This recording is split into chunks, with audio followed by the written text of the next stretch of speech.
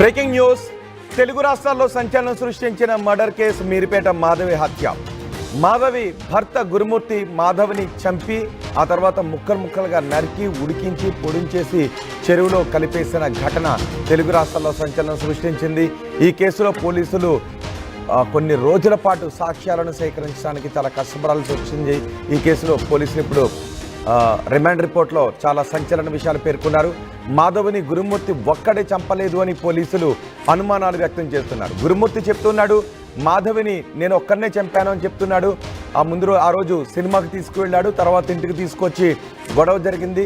గొడవ జరిగిన తర్వాత మాధవిని కొట్టాడు. మాధవి చనిపోయిన తర్వాత ముక్కలుగా నరికి ఆ తర్వాత బకెట్లో ఉడకబెట్టి కుక్కర్లో కూడా ఉడికించి ఆ తర్వాత పొడించేసి చెరువులో పడేశాను అని చెప్తున్నాడు గురుమూర్తి. తను ఒక్కరినే ఈ పని చేశానని చెప్తున్నాడు. కానీ ఈ రిమాండ్ రిపోర్ట్లో పోలీసులు మాత్రం సంచలన విషయాలు చెప్తున్నారు. గురుమూర్తి ఒక్కడే చంపలేదు అనే అనుమానాలను పోలీసులు వ్యక్తం చేస్తున్నారు. గురుమూర్తికి మరో 3 సహాయం చేశారనే అనుమానాన్ని వ్యక్తం చేస్తున్నారు. గురుమూర్తికి సహాయం చేసిన వారిలో 2 మహిళలు కూడా ఉన్నారు అనే అనుమానాలను వ్యక్తం చేస్తున్నారు. రిమాండ్ రిపోర్ట్లో A1 గురుమూర్తి మరో 3 పేర్లు కూడా చేర్చారు. పరారీలో మిగతా 3 ఉన్నారు అని అందులో పేర్కొన్నారు. గురుమూర్తిని కస్టడీలోకి తీసుకుని మీర్పేట పోలీసులు విచారిస్తున్నారు. మా ప్రతినిధి దేవిక ఉన్నారు పూర్తి సమాచారం అందించడానికి. దేవిక, తెలుగు రాష్ట్రాల్లోనే సంచలనం సృష్టించిన కేసు మీర్పేట కేసు. మాధవిని గురుమూర్తి ఎంత దారుణంగా కర్కశంగా చంపాడో, సొంత భార్యను కర్కశంగా చంపి పొడుంచేసి చెరువులో కలిపేశాడు. నేను ఒక్కరిని ఈ పని చేశానని గురుమూర్తి చెప్తున్నాడు. కానీ పోలీసులు మాత్రం మరికొంతమంది మీద అనుమానాలు వ్యక్తం చేస్తున్నారు. మరో 2 మహిళలు కూడా ఉన్నారు అని. సో ఆ దిశగా పోలీసులకు ఏమన్నా ఆధారాలు లభిస్తున్నాయా? రోహిత్, 2 తెలుగు రాష్ట్రాల్లో కూడా మీర్పేట్ మర్డర్ కేసు అనేది సంచలనంగా మారిందని చెప్పొచ్చు. ఎందుకంటే హత్య చేసిన విధానం చూస్తే ప్రతి ఒక్కరికి కూడా వెన్నులో వణుకు పుట్టేలాగా ఉందని చెప్పొచ్చు.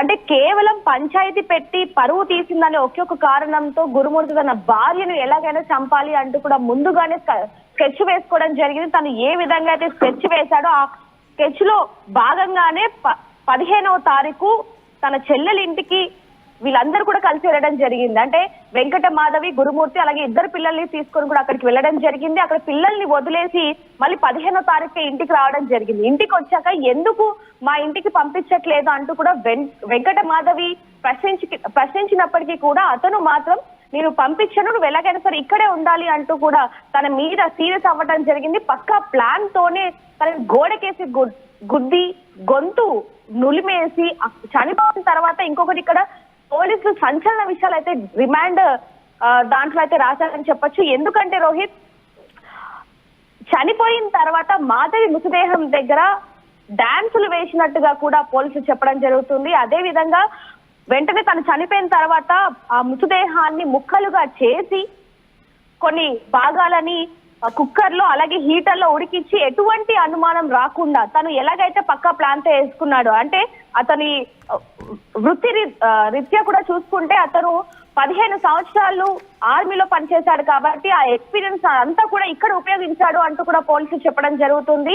తను ఏ విధంగా అయితే స్కెచ్ వేశాడో అదే విధంగా ముందుగానే ప్లాన్ ప్రకారం తెచ్చుకున్న మొద్దు అలాగే పెద్ద హీటర్, బకెట్ అలాగే కుక్కర్, కడాయి ఇవన్నిటిని కూడా పోలీసులు స్వాధీనం చేసుకోవడం జరిగింది. అదే విధంగా దాంట్లో అతి దారుణంగా తన అంటే 13 ఏళ్లు కాపురం చేసి 2 పిల్లల్ని అంటే తన వంశాన్ని పెంచింది అన్న ఇంగిత జ్ఞానం కూడా లేకుండా తన భార్యను అతి కిరాతకంగా చంపడం జరిగింది. చంపిన తర్వాత బాడీ పార్ట్స్ ఎక్కడ దొరకకుండా కొన్ని దగ్గరలో ఉన్న పెద్ద చెరువు. వీళ్ళెవరు ఇందులో A2, A3, A4 కిరణ్ అని పేరు కనిపిస్తోంది. ఇలా మిగిలిన 3 కూడా ఎవరు, వాళ్ళు ఎక్కడున్నట్టుగా తెలుస్తోంది?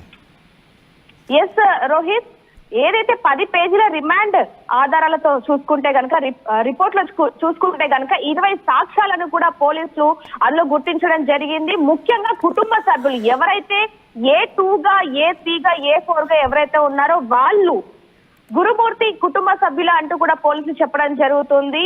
సోదరి సుజాత, అలాగే తల్లి లక్ష్మమ్మ, అలాగే సోదరుడు కిరణ్, వీళ్ళు ఎవరైతే ఉన్నారో వీళ్ళందరూ కూడా గురుమూర్తి కుటుంబ సభ్యులు అన్నట్టు కూడా చెప్తున్నారు. ఎందుకంటే ఇదంతా చేయడానికి 3వ వ్యక్తి ఎవరు లేరంటూ కూడా గురుమూర్తి పోలీసుల ముందు ఒప్పుకున్నప్పటికీ కూడా కానీ ఇతనికి సహాయం చేసింది మాత్రం తల్లి సుబ్బ లక్ష్మమ్మ, అలాగే సోదరుడు కిరణ్, అలాగే వాళ్ళ సోదరి సుజాత వీళ్ళ హస్తం ఉంది అంటూ కూడా పోలీసులు చెప్పడం జరుగుతుంది. ఇన్వెస్టిగేషన్ లో కూడా వాళ్ళు ఉన్నట్టుగా కూడా పోలీసులు నిర్ధారించారు. అదే విధంగా ఏవైతే హత్యకు సంబంధించిన వస్తువులు ఏవైతే ఉన్నాయో బకెట్, హీటర్, కడాయి, మొద్దు, అలాగే ఫినైల్ అదంతా క్లీన్ చేయడానికి సంబంధించిన బట్టలు ఏవైతే ఉన్నాయో వాటిని కూడా పోలీసులు సాక్ష్యాలుగా తీసుకొని కోర్టులో అయితే చూపించబోతున్నారు. మరి దీనికి సంబంధించి వచ్చే నెల మార్చిలో దీనికి సంబంధించి ఎలాంటి తీర్పు వస్తుంది అనేది కూడా చూసే ప్రయత్నం కూడా చూడాల్సిందని చెప్పొచ్చు రోహిత్. రైట్ దేవిక, తెలుగు రాష్ట్రాల్లో సంచలనం సృష్టించిన కేసు మీర్పేట మాధవి హత్య కేసు. భర్తే దారుణంగా భార్యను చంపి ఆ తర్వాత ముక్కలు ముక్కలుగా నరికి ఆమెను పొడించేసి చెరువులో కలిపేశాడు. ఎక్కడ కలిపాడు, ఆ చెరువు దగ్గర కూడా వెళ్ళి చూపించాడు. కానీ ఇదంతా తను ఒక్కడనే చేశాను అని పోలీసుల గురుమూర్తి చెప్తున్నాడు. కానీ పోలీసులు మాత్రం మరో ముగ్గురు ఇందులో ఉన్నారు అంటూ మరో ముగ్గురిని కూడా రిమాండ్ రిపోర్ట్లో పేర్కొన్నారు. A1 గురుమూర్తి అయితే A2, A3, A4 మరో ముగ్గురు ఉన్నారు. వారు ప్రస్తుతం పరారీలో ఉన్నారని చెప్తున్నారు. మీరు ఆ కాపీని కూడా RTV స్క్రీన్ పైన చూడొచ్చు. ఇందులో A1 గురుమూర్తి, A2, A3, A4 మరో ముగ్గురు పేర్లు కూడా మనకి అక్కడ కనిపిస్తున్నాయి. ఆ ముగ్గురిని కూడా పోలీసులు